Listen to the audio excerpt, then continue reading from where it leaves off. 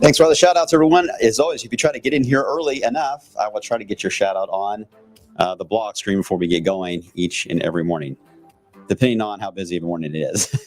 And obviously today it is a quiet one. Overall, not a bad weekend. I am going to look at some of the rain totals that some of you got this weekend. Some of you were completely missed out on that. But we did get a little bit of sun, so it wasn't a bad setup for either Saturday or Sunday. Just times when you had clouds and a quick little shower that came through. This week is going to be very similar to last week as far as being quiet. It will be a warmer setup. We'll look at that. But much more of a weirder combination of systems come into play toward the weekend, which is leading to a very low confidence setup for the weekend outlook. And to be honest, a setup I don't really recall seeing too often around here. So the weekend time period does have some challenges, and I'll explain because we have a lot going on, of course, this weekend with the second phase of all the concerts coming in, Louder Than Life, will be kicking off later this week into the weekend. So more on that in a second. One of the ideas that is going to complicate the upcoming weekend trend actually involves the tropics. So I want to start there with an update on where we stand on the tropics. And you see we got three things that are being pointed out. We have a tropical wave that is located, low pressure, trying to get organized off the Carolina coast. We also have Nigel, which is right there in the middle, about to become a major hurricane. It's already a hurricane now, but you can see it's avoiding everyone. It's going to curve and then head all the way eventually, looks like, into England as just a low pressure system, which they typically get our hurricanes anyway in a different form by the time they get to the higher latitudes. And another one is trying to form just off the coast of Africa. The name list, by the way, which I forgot to include, the next two names would be Ophelia and Philippe are the next two names that are on the list there. All right, so the one again off the Carolina coast is the one I think that we'll have to watch. I'll show you why in just a second. Right now, it is a gorgeous, beautiful setup here into Louisville at the moment. Let me show you the camera. This is actually at Huber's. Hello, pumpkins. Look at all those pumpkins just waiting for us all, right? Again, don't carve them early. It's okay to get the pumpkins. Just don't make the jack-o'-lanterns just yet, or you'll end up with a messy surprise by the time you get to Halloween. All right, that time of the year. All right, rainfall. I already saw, let's see, some of the comments. Was it Renee? Was that the one? You got 1/10 of an inch in Carrollton, Renee? Not a lot, right? Angie over there in Lanesville, no rain there, but some cool mornings. Oh, it's Hand Days. Where did I say that? Tammy, is that you? There you are. It's Ham Days this weekend. That was one of my favorite festivals. We had, remember the RV that we used to have for the Wave weather team? Type in there if you do remember it. It's been a while, but we used to go around to all the parades. I miss doing that. It was a lot of fun. But I remember when we all traveled down to Ham Days. I think Christy Dutton was with us as well. That was a blast. So Ham Days is up there as one of my favorite ones in the state. So if you've never been to Marion County for that, I highly encourage you to do that. It's a lot of fun. Okay, here is a look at the rainfall map from the weekend.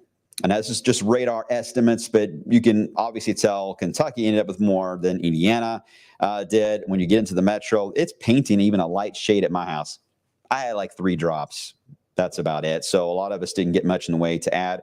There were a couple pockets where we had a quick little shower. That was in Spencer, far eastern Jefferson County, and especially as you head north around, say, Mount Washington area, up to north and east, you did have a quick shower that moved through. But for the most part, a lot of us didn't see much in the way of rain, which wasn't shocking. It was going to be hard to get much out of this system and this pattern. And even if we had the same amount that you see on the heavier side on some of these pockets there, spread out everywhere, it still would not been enough to make an impact on the drought status that is developing for the area, which, by the way, we will have an update on coming up Thursday morning at about 9 a.m. This morning, though, it is quiet. Areas that have picked up some of that rain are showing some of the fog. It is foggy in Evansville. Some fog as you go up 65, you'll run into kind of a cloudy, foggy scenario. And to the east and all the valleys into Kentucky, the Kentucky River, all the way to the north of that, even parts of the Salt River had a little bit of fog this morning. So we'll see this again, I think, tomorrow. More river fog than anything, but that's it. Otherwise, another cool start today. Notice the fall color is really increased in the past week. You may have noticed the yellows are showing up more in the past couple of days. Again, cool nights, sunny, warm daytime periods. That will accelerate your autumn colors faster than anything will and leads to a very vibrant color scheme.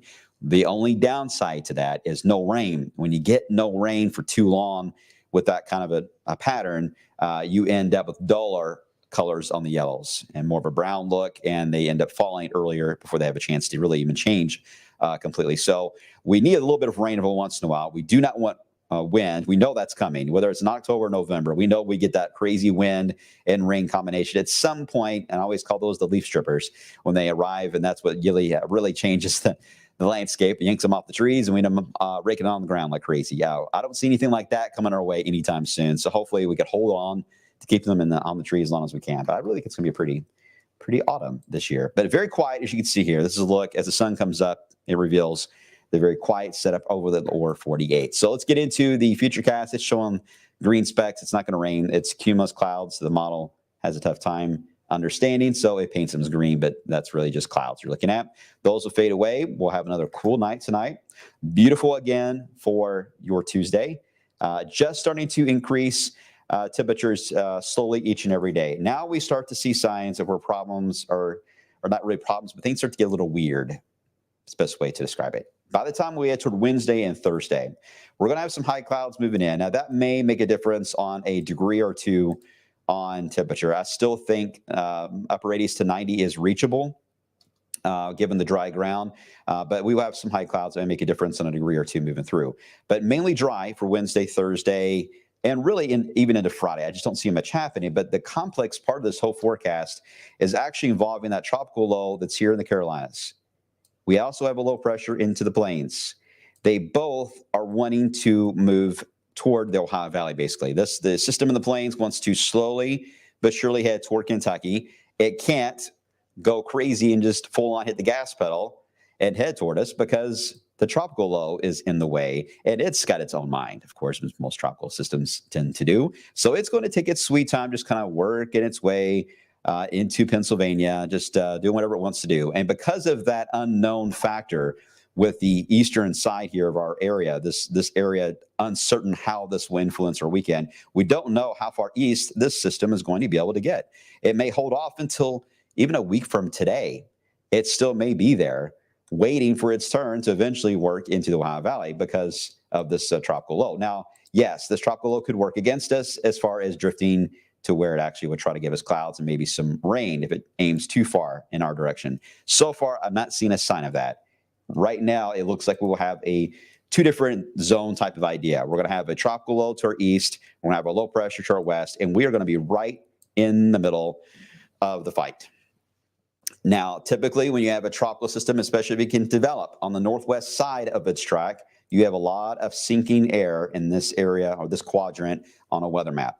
So that's what I'm betting on right now. The idea will have a lot of sinking air, which allows for a lot of heating. So we're going to heat things up. You can get in, again, 85 to 90. It will be the range on temperature and when you're in the battle zone like that. So the biggest question and challenge we've got really for the weekend is, when does the one to the west, I think that's the more likely one to give us a rain eventually, when does it actually arrive here? If this battle, if it's a standoff that lasts all the way through the weekend, temperatures are really not going to change much. It's going to stay in the upper 80s all the way through later than life, all weekend long, until one of them gives way. And I still think it's eventually going to be the tropical low that'll move out of our hair and get out of the way, and then this low will move in. Once it does, I will have a whole other storyline with this feature. It will move into the Ohio Valley, and once it does, it will not want to leave. So I do think that's good as far as giving us some rainfall, but you're going to miss these sunny, blue sky days once this feature moves in, because it could lead to an extended period of cloudy days and light rain. But that may be all of next week. All of next week may be when that takes place. This week should be relatively sunny, just some high clouds at times. All right, here we go. This is, when is this? Sunday? It's a Sunday morning. You can start to see on Sunday morning, we've got the standoff, the stare down happening. One low there, one low there. And there we are, happily, little Goldilocks in the middle. LOL. Did you like that? LOL. Oh, anyway, I'm sure I'm not the only boomer that gets excited when I see LOL, right? Anyway, as that moves on by, you could see Sunday night into Monday, there's the low. There is not much of a severe signal right now. Where's Ashley at? I haven't seen Ashley. If you end up typically in these setups, we get really warm air and you got the system rolling in, severe weather can be a concern. This one's stalemates so long and trying to get into the area, the wind fields really just fall apart with it. So I do not see that. I do think there is a chance for some lightning and thunder, but I don't see severe. So right now, I would say based on today's outlook, and I may change my mind tomorrow. But today, I would say Sunday night is when the rain chance will start to go up. Sunday night into about a week from today. I think it'll stay dry until then. That's my current hunch and how things are looking.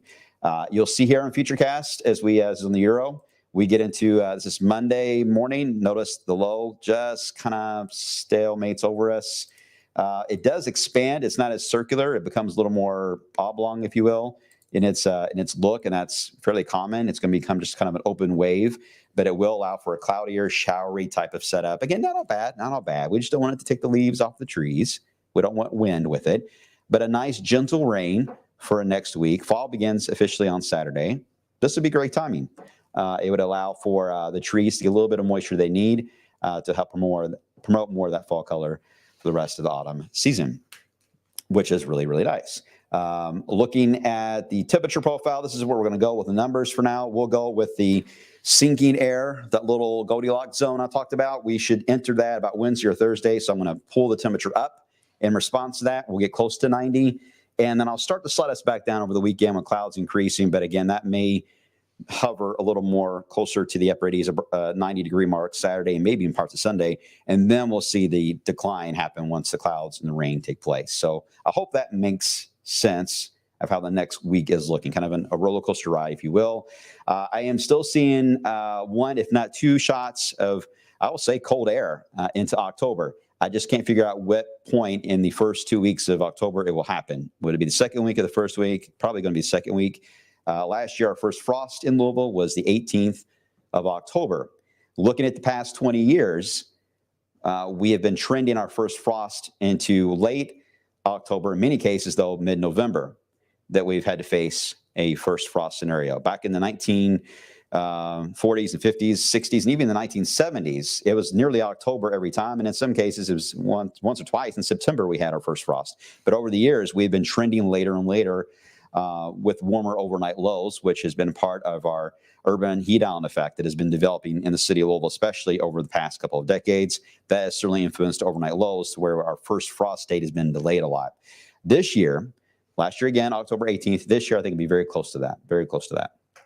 I do think it'll be earlier than normal and but similar to last year on that. That's my thought process on that. No snow or anything like that in the outlook, not yet. but it's coming down the road, right? Still working on the winter forecast. You know what? I'll tell you what, real quick, before I let you guys go, I'm working on it. I will say there is something that's starting to stand out in the data that it's just going to require me. I'll leave you with this one statement. If you're a blog watcher, you know what I mean. This is how I'm going to just give this just for the blog watchers who've been watching over the years. Based on what I've seen, the outlook, especially when it comes to snowfall, it's going to require me to eat more Twix. And take that for what you will for the hint I'm trying to give you. Okay, we'll leave it at that for now. Thanks for watching. Paul, good morning to you. Good morning, Barbara. I hope you're doing well. 50-year high school reunion coming up at Seneca. Susan, that'll be fun. Have a good time. All right, everybody. I'll keep an eye on the trends here for this weekend setup. And, of course, I'll have the latest data coming up on Wave News at midday. All right, I'll see you then. Take care.